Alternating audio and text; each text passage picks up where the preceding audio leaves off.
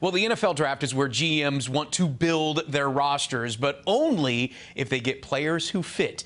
So let's take a deeper dive into the Jets draft with the beat writer from the NorthJersey.com.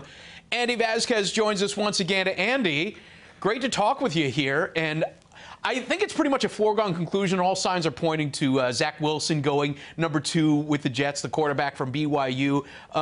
Give us a little primer here. What's the good and the bad about Wilson at 2? Well, the good is if you've watched this guy throw, he can do everything. He can make all the throws. You saw during his pro day the way he was able to move and unleash a 60-yard deep ball. I mean, there's not too many guys who can do that, and he also is so fluid doing it. I mean, it's just incredible. He's elusive. He's just as good on the touch throws. He can put a little air under the ball. He can throw it in there with velocity. He seems to just have a natural sense for reading the field and moving his body, and his footwork is a lot better than, Sam Darnold's was. I think they're similar, but he has a bigger arm and better footwork. And his elusiveness may be something that plays even better at the next level. I think that's when Sam was at his best. I think Wilson can be an even better version of that if he's in the right system and in the right situation. So it's easy to see why they like him at number 2.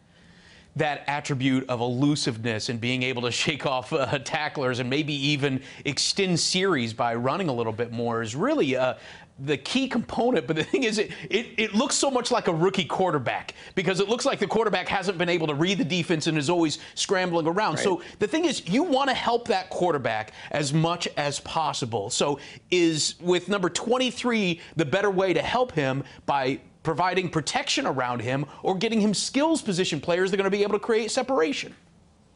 Well, the Jets have a really tough choice there. And what you just mentioned is important, too, because I think that's a mistake the Jets made with Darnold, is they tried to take away completely his running game, his improvisation, and that hurt him because that's where he made some of his best plays. They need to have a good mix of having enough protection for the guy and giving him some structure that he can break occasionally. And I think they have a tough choice at number 23 because there's only like 1 or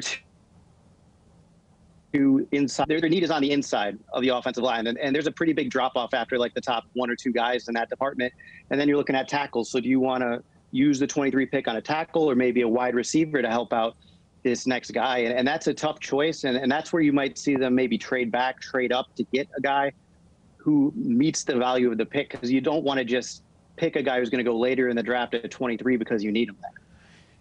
In your mock draft, you have him taking Elijah Vera-Tucker, the offensive lineman from USC. What qualities does he provide, and why would that be best suited to provide Wilson with lay the groundwork for Wilson to have a good offense around him?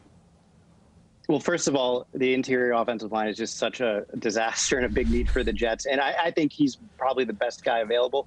He's got versatility. He was a tackle at USC, but his size and body projects kind of more toward the inside. He's really mobile. He'll fit great into a zone blocking scheme, too. So I think all of those things make him a good fit. And obviously, being at USC, we saw, Sam Darnold had some struggles on the field, but was able to handle the off-the-field stuff pretty well. I think that's also a bonus coming into a market like this. Joe Douglas has said that he has laid the groundwork for possibly trading up from 23. Which player do you think that they would be targeting at that position if they did move up a little? Well, there's a lot of choices. I mean, I think I wouldn't rule out the possibility of them getting on one of those wide receivers. I know their wide receiver core is a lot better than it was a year ago, but they still don't have a number 1 guy, and maybe they could jump up and get that. If there's an edge rusher they really like, I wouldn't rule that out either, because I know they help that in free agency too, but in the first round is when you go after these premium positions, and there could be a guy there. They do that, or maybe move down to get an edge rusher that's a little bit more appropriate. And then obviously they have the need at cornerback, and that's probably the most likely spot where they could jump if they really like one of the top 2 guys or top 3 guys and don't think he's going to get to them. They could move up for a guy like Surtain out of Alabama, although I don't think going up from 23 to where he's going to go makes a lot of sense. But maybe, I can't remember the names right now, but maybe the guy from Virginia Tech or some of the other guys. There's just so many names flying around my head this time of year. But there's like 3 or 4 really good cornerbacks. Caleb Farley, Asante Samuel. Yeah, exactly. I could see them popping up to get Farley is a guy I was thinking of. I could see them popping up to get him or Horn from South Carolina. Right. Here's the thing, there are a lot of those defensive players that could be valuable at that position, but what you're doing is you're ruining the offense. I get that you need that pass rusher. That's got to be difficult for them to try to sell which way they'd be going with that pick. Yeah, I think the best way to sell it is that if they think the wide receiving group of this draft is as deep as it is, and it's really deep, you might be able to get a stud receiver at 34 when you can't get a stud cornerback at 34. So I think fans are going to have to be a little bit open-minded on that regard, as long as they're like, look at the draft at the end. Don't look at it in the middle. I mean, and there are picks that they could make that would be questionable in the middle, but I think in that case, look at what they're doing, look at the end product, and then make your evaluation. Travis Etienne is a name that's been banted around quite a bit because it seems like he would fit into this offense. He's a speed, type of a receiving running back, but you'd have to get him at either 23 or 34 to do it. Boy, that means that they would really have to value him very high to make that happen.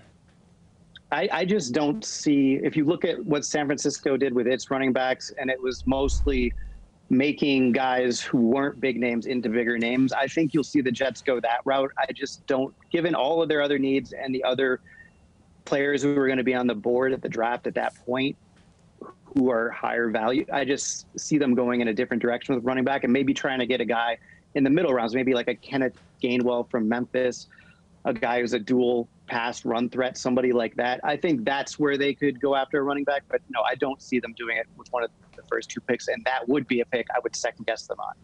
All right, take a look at some of the day 3 picks where the Jets again have 5 picks on board for him. Do you think that Joe Douglas is so focused on not falling into that Sam Darnold trap once again to try to get Wilson some help on the second day, or day 3 picks, I should say, as well?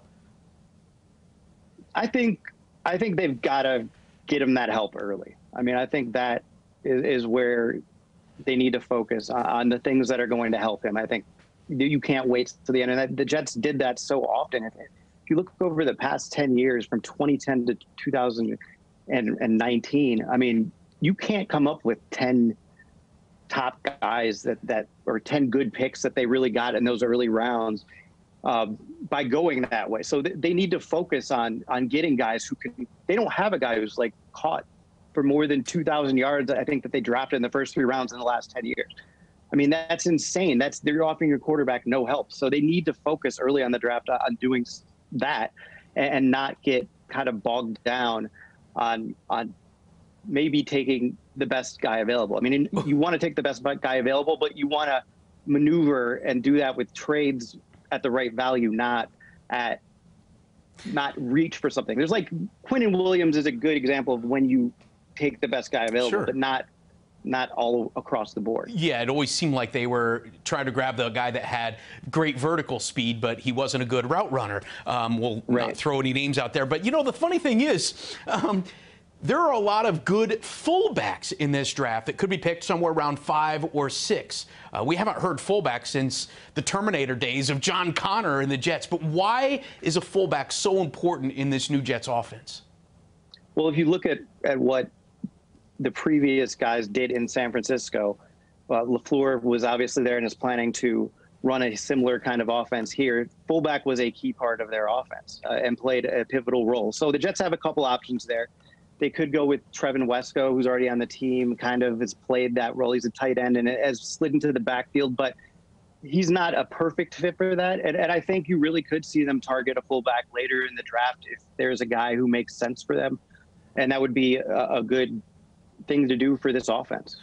All right, now let's look at rounds 6 and 7. Now, over the past 1,500 6th and 7th round draft picks, only 53 have become Pro Bowlers. Okay, it's a very small percentage. I get that would be a massive hit. And by the way, a vast majority of those were wide receivers, running backs, and defensive backs.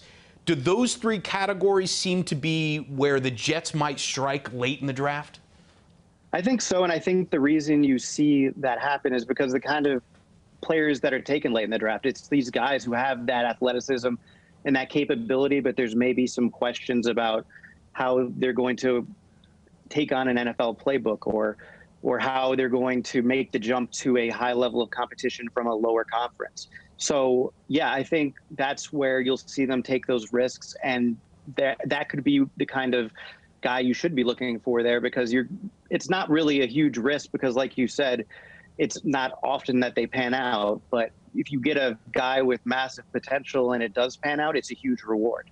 Well, what they need to pan out is they need those first two days Yes. of picks to absolutely pan out, because clearly the Jets have a lot of holes to fill, and we'll see if they can fill it in the draft. You can get all of his insights on NorthJersey.com. Jets beat writer Andy Vasquez, thank you so much, man.